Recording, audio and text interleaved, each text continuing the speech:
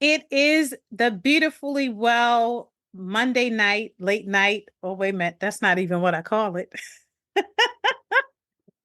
It is the Monday Night Live in the Beautifully Well Lifestyle program. Tonight is extra special because we're going to introduce our podcast subscribers to what happens in a Beautifully Well Lifestyle program. What do we do here, especially on these Mondays, Monday Night Live, as we refer to it? Tonight is all about the carbs. Are there good carbs? Bad carbs? Should we run away from carbs? Well, tonight's discussion is going to help us to simplify this whole outlook on carbs and how it affects this get well journey, right? You'll notice as we start our conversation, I want to thank the ladies for showing up this evening. We have starting out instead of our quote of the week is this vivid picture with a comparison of carbs, this whole carb debate. I will mention keto and not in a judgmental way, but just the fact that usually when we use the word carb, you can't help but think about keto. And why is that form of eating so popular? Why is it so trendy? Well, tonight's conversation is not about keto or any particular diet that requires lower carbs and other diets. We're simply going to engage in a conversation to help us to not have to become rocket scientists to figure out how to get in enough of what we need. Also, how to not feel judged when we want a piece of bread. And is bread really the enemy? It's not, you know. But what are some of these really simple carb hacks, we'll call it, in this simplistic way or formula to look at how we decide how we want to go about making sure that we get the carbs that we need, because carbs are needed. They are necessary. We'll talk about it throughout the conversation. They are a macronutrient, which means our body needs it. Carbohydrates are our energy. But we know as much as we can easily identify those foods that we need, at the same time, we'll still engage in a conversation about some of those foods that might not support the journey as much as we would like it to. So it has been a minute since we reconnected. I would love to see the chat blow up. It is the start of a week, a fresh start. If you were to think of a word to describe this week, I would love to see it in a chat. What do you want this week to feel like and look like in one word? And then at the same time, share a win or a challenge that you've had throughout these past few weeks. I love that word healthy. I want the week to be healthy. For me, I think my word would be energy. I want the week to be filled with energy. Some may say, well, I just want to be well, well for the week. Well, in this conversation, let's talk a little bit about, um, just carbs in general. As you know, in the lifestyle program, the big goal is to reduce our risk of type 2 diabetes. We want to reduce the risk, and we're able to do this one way is with the choices that we decide when it comes to our food. And when we can get this carb work down, I'll call it, we can work to prevent. We don't have to get type 2 diabetes. We don't have to. Or we can delay it as much as possible. Is there a link between carbs and type 2 diabetes? What are the different types of carbs? And what's a healthier approach? Because remember, we said we're not trying to be rocket scientists. We're not trying to count every gram of carbs. This is not what this conversation is about. Motivated. Exactly. It is motivation, not deprivation. And we want to have fun with this. So there are a few tips in this process. At the end, we're going to jump into that action plan, right? How do we take this information we're all taking in and apply it as it fits with where we are using that action plan method to get us there? So the simplest way to look at this is with the tip that has been provided here. And that is less processed foods, have more vitamins and minerals and fiber, including some energy. Choosing, instead of choosing the apple pie, try a stewed apple, or I would even say a fresh apple, cut it up. Well, or you could do the stewed apple with the cinnamon, which is an amazing spice. Or enjoy orange slices instead of orange juice. But we're going to dive in. Remember, I mentioned we need carbs because carbs is how our body gets the energy that it needs. And we can get it from a variety of foods. But the reality about carb selection is that they are all not created equal. And trust me when I tell you, everyone on this call, we already know the difference. We know the difference between a better selection for our carbs. So, here we have this apple. It's delicious. It's a green, delicious apple. It's that Granny Smith. It has carbs, but it also has vitamins, minerals, and fiber. Now, when we think about this jelly bean, this jar of jelly beans that we see here, that's another source of carbs. But this, unlike that Granny Smith apple, is not nutrient dense. These jelly beans are going to give us a lot of added sugar, which is that refined sugar, artificial sugars. It has absolutely no vitamin or mineral content, and jelly beans will not give us the fiber. So, if you had to choose between the two, I personally don't like jelly beans. Me either. But I like cinnamon gummies. And the same thing applies to those cinnamon gummies.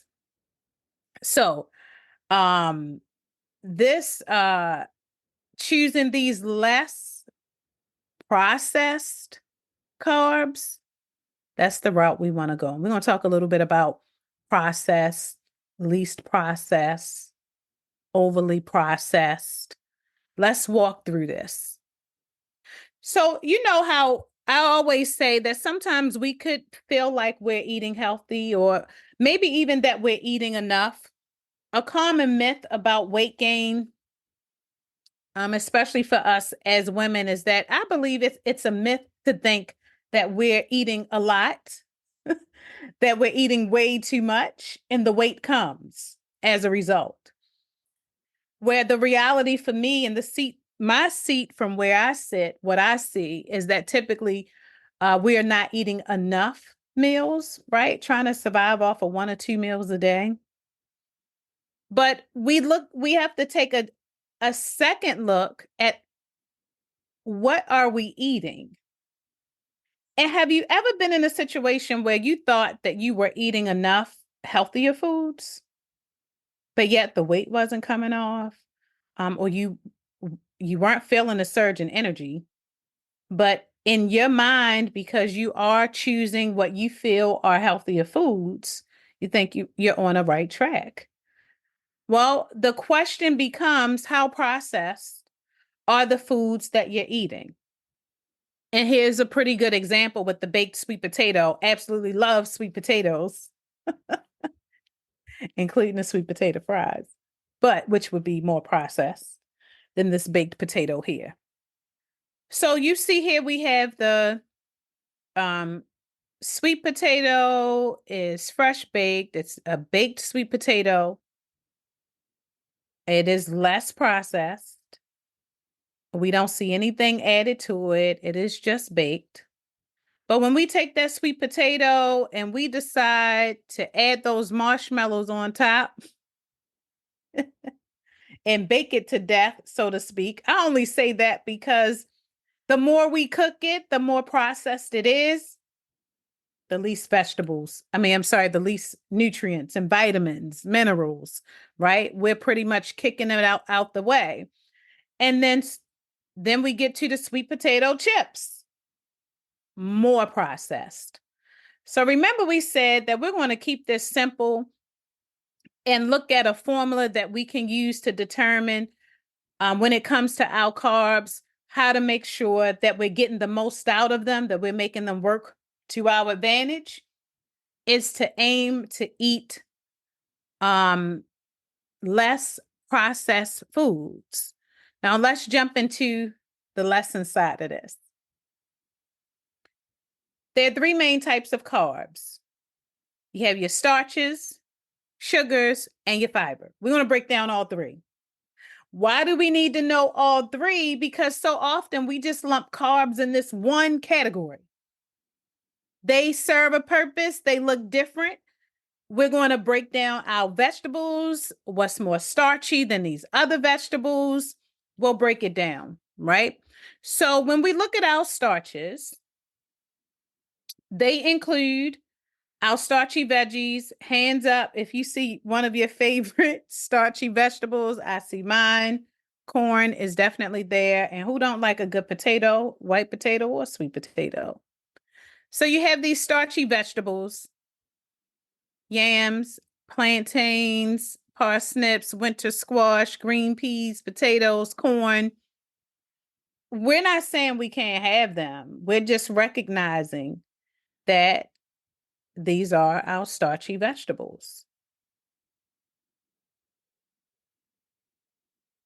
It also includes our beans, peas, and lentils. The beauty of this is that we can begin to see a variety, right? How many of us eat the same thing week in and week out?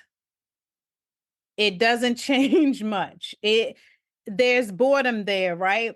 But look at the variety. Look at what we could do. If you were typically eating black beans, have you tried kidney beans? Have you tried chickpeas?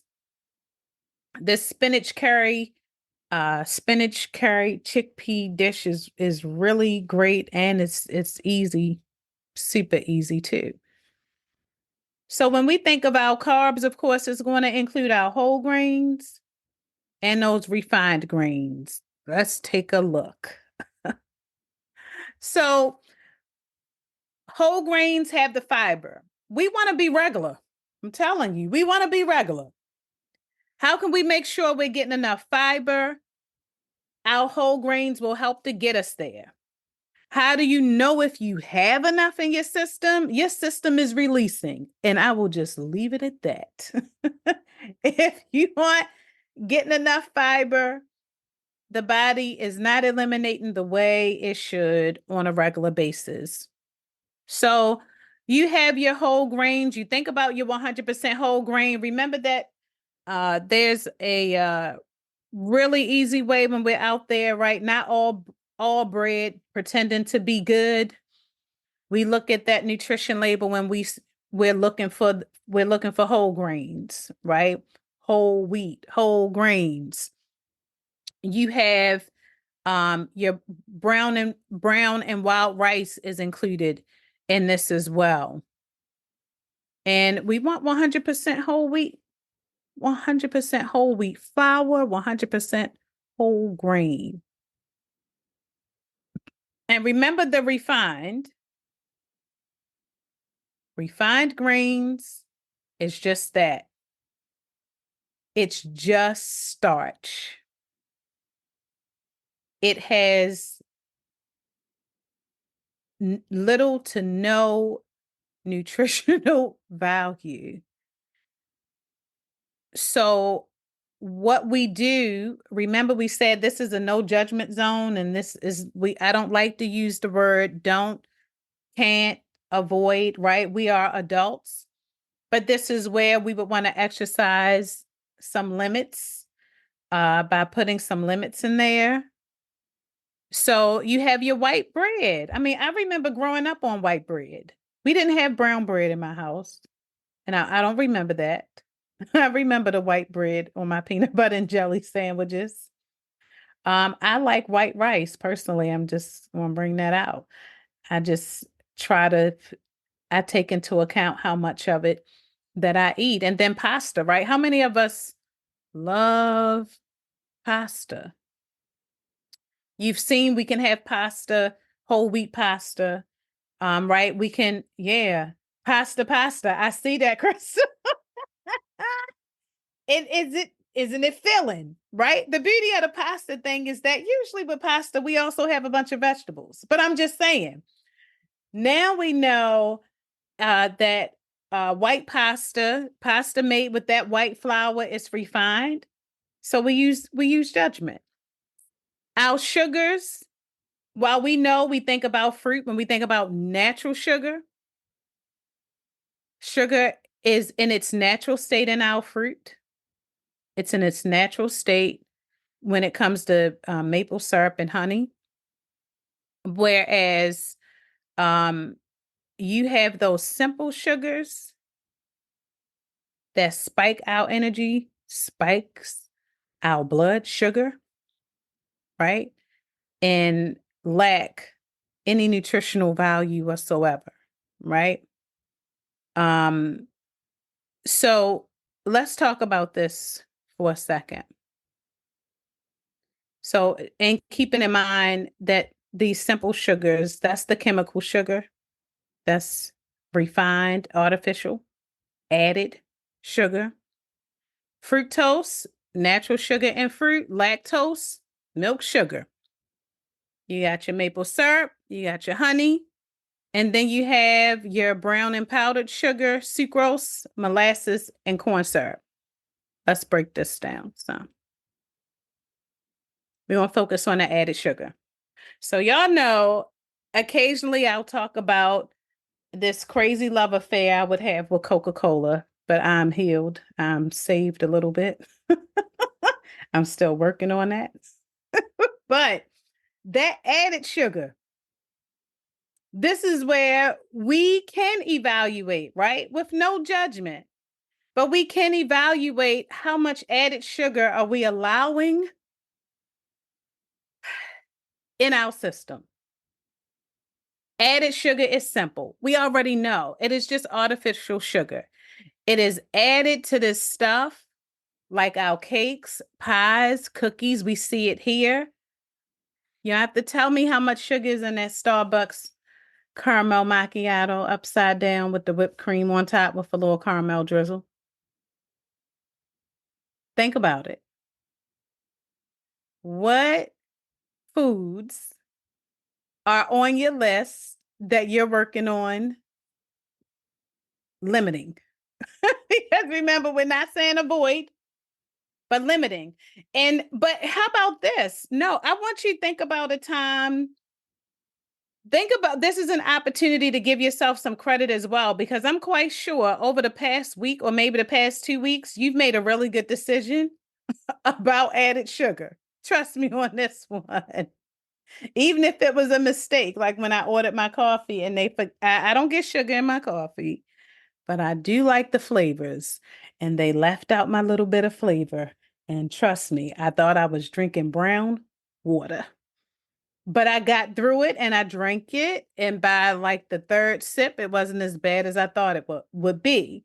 But that is a win, right? Even accidentally, I didn't have to worry about the little sugar that's added when I asked them to add a drop of the flavor.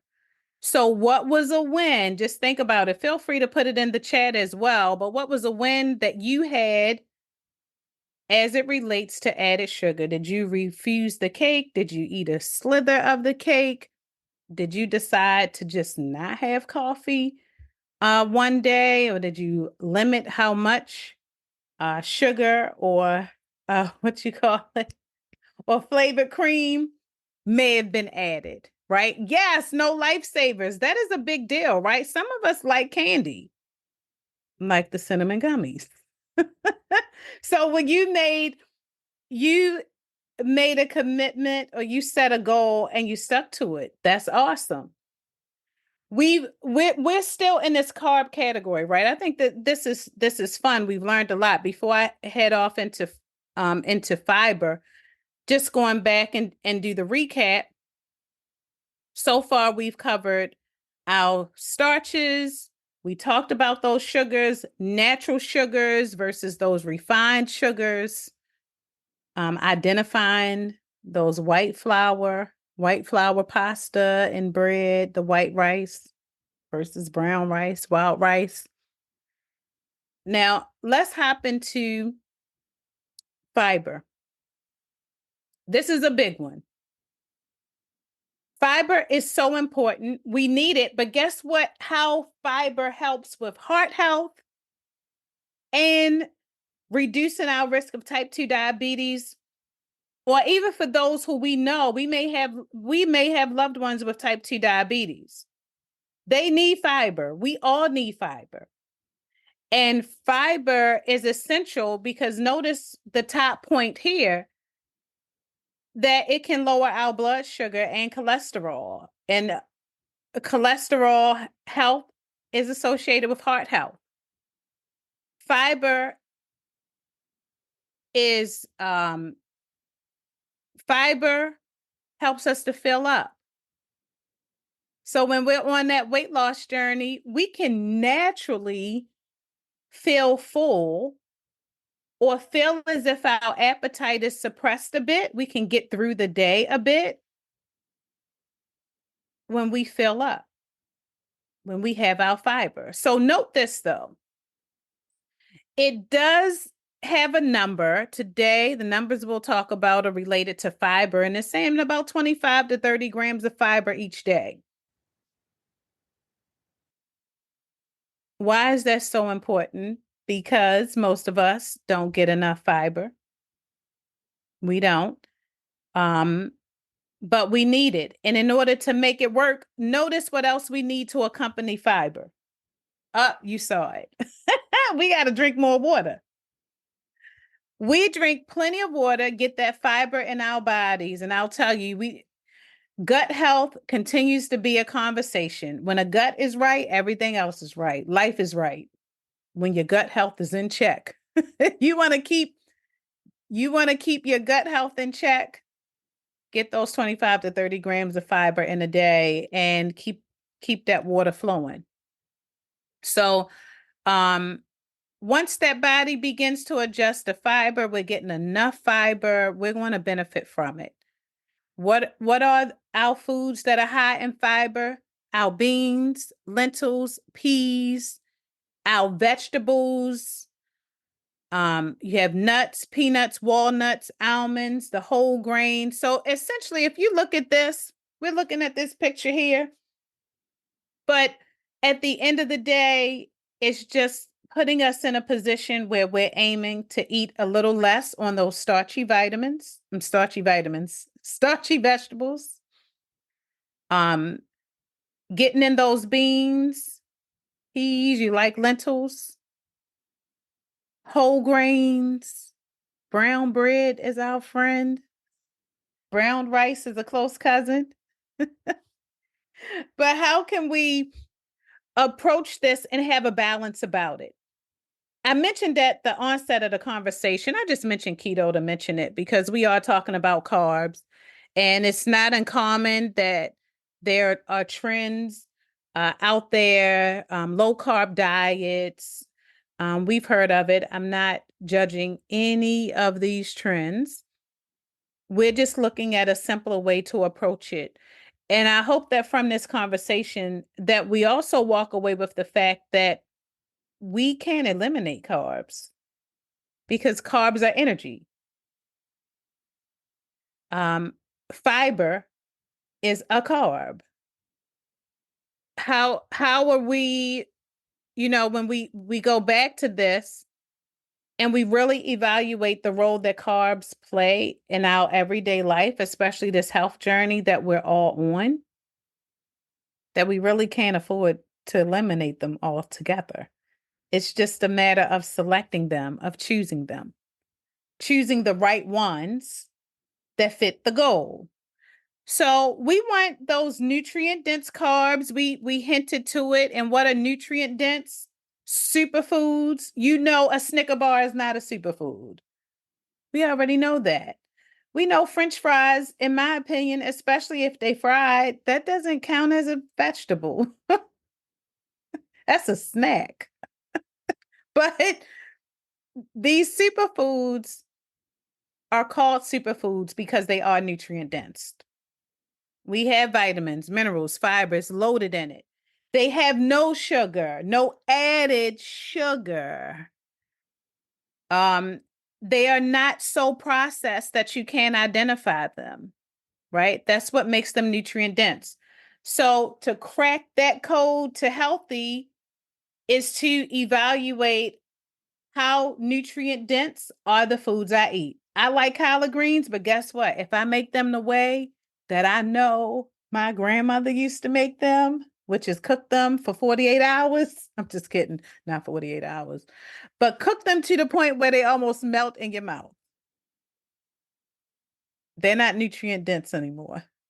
Those collard greens probably have little to no nutritional value, right? So when we think nutrient dense, not only in our selection of our foods, but we have to look at how we're processing them. How many of us have air fryers? I just want to bring that out for a minute, right? That's a win.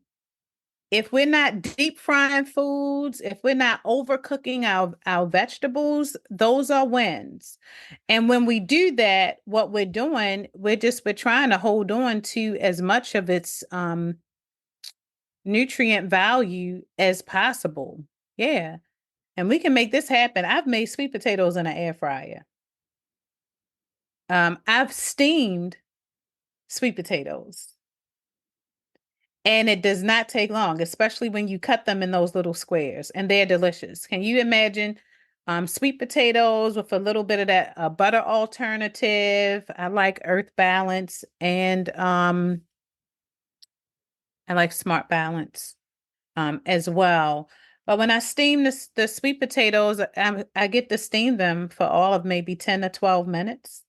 And they're nice and soft. You know, I can take my fork and dig right into it, sprinkle some cinnamon. How about some maple syrup? I could sprinkle maple syrup on the sweet potatoes as well. So here's this healthy approach to carbs. Half the plate method. That's easy. Remember we said we all have an idea of what our individual calorie needs are. We understand calorie deficits. We get all of that. We know we need to eat a little bit more on those days that we work out because we're burning calories. But the reality is, this is how simple we can keep it. The plate method can't get any better than that. We're just making half of our plate filled with vegetables that have not been cooked down to the point where we can't identify them. We want the plate to have half that plate could be a salad. And guess what? We do want a large majority of our meals to resemble this. Now, I'll even say even breakfast, right? Many of us may not be big breakfast eaters. I'm not a big breakfast eater, but I know my day personally has to start out with something, and it's probably something really light. It may be a boiled egg.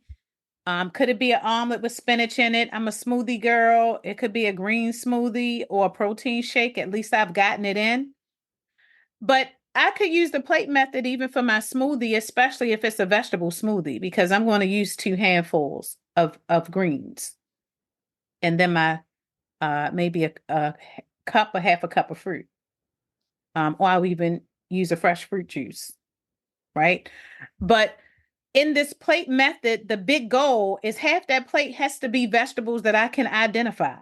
They have not been cooked down. It's to the point where we can't recognize them. And then we go into the quarters.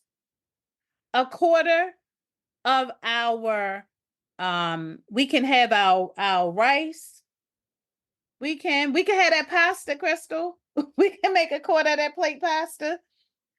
That other quarter, of course, is going to be the protein. which we could use beans. It don't always have to be chicken, a piece of cow.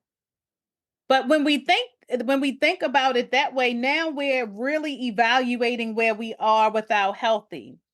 Now we're not just saying, but you know what? I thought I did pretty good when you had a plate of greens that melted in your mouth. Right?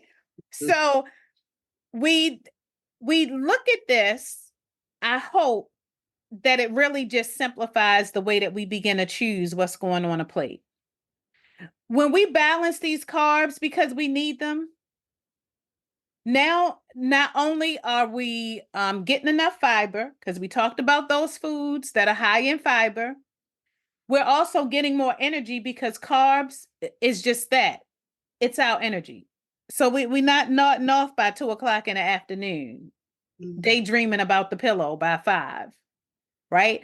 How we know that we're getting nutrient dense foods is how we feel. Unless we're dealing with some other underlying condition, right? Something else could be causing us to feel fatigue, could be causing us to feel tired. It could even be what we're dealing with emotionally. It could be stress. But I'll just say if there are no underlying factors, other circumstances that are just draining our energy, if we're eating at this level, we should naturally feel some energy, right? And then we just get more in. So here's the carb wisely suggestion for this evening. Foods that are low in calories, reading the nutrition label, low in fat, because we don't need no heart health issues, low in added sugar, and a good source of fiber, because we want to eliminate. We want those nutrient dense foods, and then we want to get as less processed as possible, or what it says, or not even processed at all. I mean, how many of us love a fresh salad? That's not processed at all.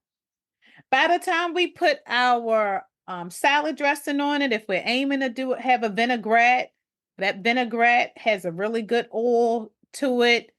I mean, if we're doing a creamy salad dressing, be real, maybe you like ranch, maybe you like blue cheese. You might, you might. Do anybody still eat Thousand Island dressing? I don't know. Then you just have a little bit of it. But your salad is not processed at all. Those are fresh greens. So that's a win. I'm not saying you have to eat salad all day, every day, but how many of us have even tried a sandwich with lettuce in place of bread? Now, remember, we said we can still have bread. According to this conversation we just had, we can still have bread. But the question becomes, is it brown bread? If it's white bread, are we making sure we limit how much white bread? But we can have food that's not processed at all. Maybe that could even be a goal. I mean, there's 7 days in a week. How many of our meals throughout the 7 days could be meals that are not processed at all? Because I decided to use lettuce as my wrap or as my bread. I decide to switch up the salad game. Maybe I don't want to eat a Caesar salad every day. I have to make it a Greek salad. Or maybe I love tuna fish, but I'll heap some on top of a big mixture of some vegetables, something. We can have fun with this. Now, a few other ways we can cut the carbs, because remember the added sugar, the refined sugar, those are carbs too. And those are the carbs that's driving our blood sugars crazy. Those are the carbs that can make it more of a challenge to lose weight. Those are also the carbs that rob us of that natural energy. That added sugar, right? You know how it is. Some of us can't move without coffee in the morning. Gotta have a coffee, which is cool. But if it's not so much of the coffee, but the sugar that we put in the coffee because we need that boost, that we're not looking for the caffeine boost. We're looking for the sugar boost, right? Those 500-calorie coffees. Then we got that energy boost, but it's temporary and it literally becomes a drag not too long after. So this is what we can do, because some of us drink our calories. You say, but I didn't even eat that much. But you had 2 sodas. So instead of that 12-ounce soda, and let's not get ginger ale twisted, right? For some reason, black sodas got it bad. We think that because it's a Sprite or a ginger ale, that we in a safe zone. No, we not. Just because that soda is clear does not mean it's clear of added sugar. It's sweet for a reason, unless it says otherwise. So if we swap just one 12-ounce can soda for water, or even seltzer water, we've cut some carbs. That small bag of chips, what vegetable would you munch on? Think about it. What vegetable could be a snack for you? And this says a small bag of carrots, but I'll even say, instead of those chips, if I opted to have a handful of grapes, I'm still in a better place. Mm-hmm. And then when it comes to your juice, we know that juices have more fructose. Mm-hmm. If it's 100%, that's a win to a degree. But we know it's going to give us a little more fructose. So we just want to monitor how much of that we're taking in. So the option to that would be eat that apple, or go ahead and eat the orange. And this is white potato versus a sweet potato.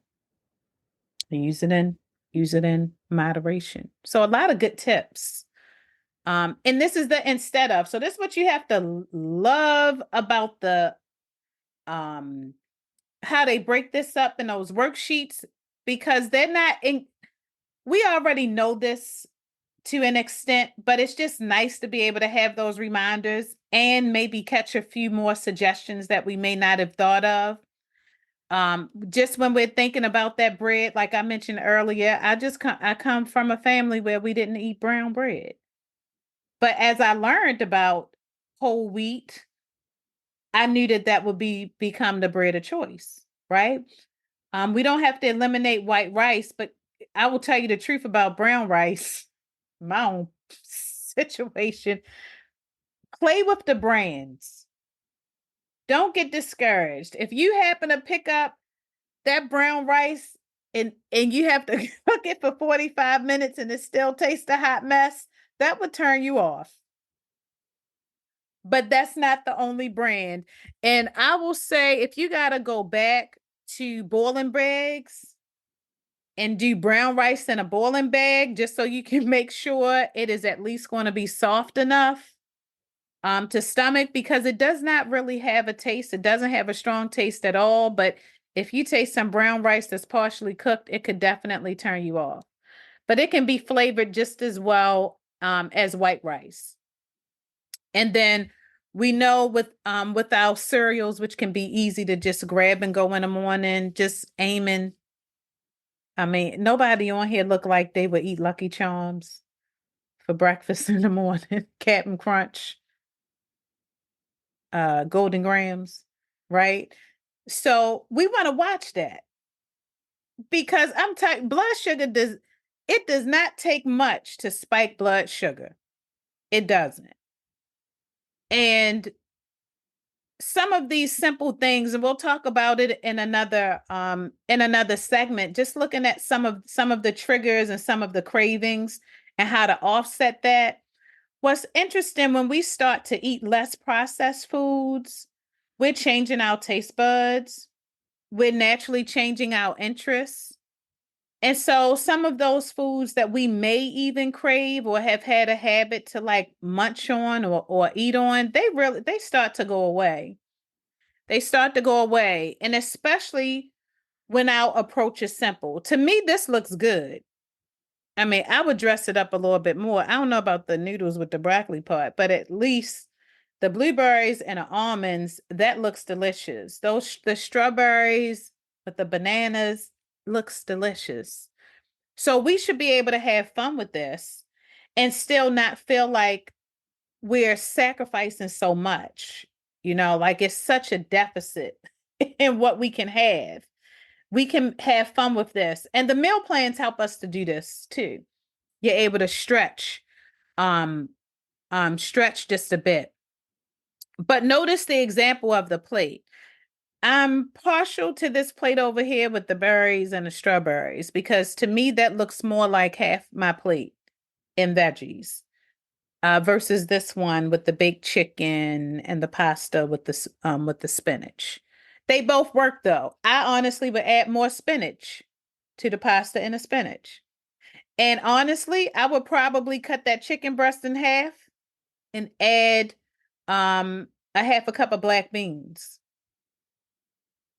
So it's so much that you can do to satisfy your personal preference.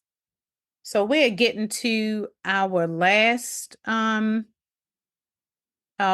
couple of minutes here. Um I'll just go into a little bit of this because something could pique our interest on it, but we all can relate to this. This story here is the same thing. To reduce our risk for type 2 diabetes, we're just cutting back on the sweets and the sodas. We cut back. We aim to eat foods that are least processed. Like that's the formula. If it's been overcooked, super cooked, it's processed. Our frozen foods, we want to look at the frozen foods as well and just check because most frozen foods contain a lot more sodium because it helps to preserve it. So we're mindful of that. It may be quicker and easier, but we're just taking note. We're taking note of it and just aiming to do the best that we can without taking in more of what we don't want. Taking in less of what we don't need and more of what we know we need. Okay. I won't say that again because I don't remember what I just said. But at the end of the day, when we take a look, going back to the carbs, can we get in front of this and begin to use our digital journal to track the carbs? We want to do this. That way, you're also able to see if you're hitting those fiber goals. Take a look at if you want to track it. What we're looking at here is just a visual of a carb tracker. What are your favorite carbs? How often are you having them? How much of it? And is there a need to make an adjustment? And I believe, just like I mentioned earlier, that many of us are already making major adjustments on the daily basis. It's happening already. And sometimes we forget that we're making these adjustments, right? So let's hop into our action plan. This is just reminding us, you all have a copy of this, how we can begin to track our carbs. You can use the worksheet. I recommend the digital journal if you are able to, because that's helpful to see it do the math. But let's think about this action plan for a minute. We talked about carbs. We made the comparison, healthier options versus those options we may want to limit or modify. Keeping this thing simple. Because who wants to be a detective or carry around a calculator trying to figure this out? Life is complicated enough. But we know when we use the plate method is a simple method to evaluate that we're getting enough veggies, half the plate vegetables, quarter of the plate that protein, and all protein does not have to come from an animal, and then a quarter our grains, aiming to get as many whole grains as possible. That quarter could also be a piece of whole grain bread, that whole grain biscuit. So the carb counting, we just want to load up at this point on nutrient dense foods. We call them superfoods because they're filled with nutrients, they're filled with vitamins and minerals. We're getting that fiber in. Go back to those fiber filled foods. We know we're getting enough because we're eliminating like we should. So Interestingly, with carbs, we know on one end, they are a macronutrient. We got to have it. There are three types. Fiber is our friend. It helps us reduce our risk for type 2 diabetes. It's amazing with supporting weight loss as well because it's a natural filler. It's amazing for helping us maintain good cholesterol health as well, right? The secret is in the food. A lot of times you'll hear this 70-30, 70% of what we eat, 30% of what we do. There's science to back that. But one thing we do know before we wrap up this discussion, when it comes to carbs, carbs is something that we need to have. Carbs is what we need.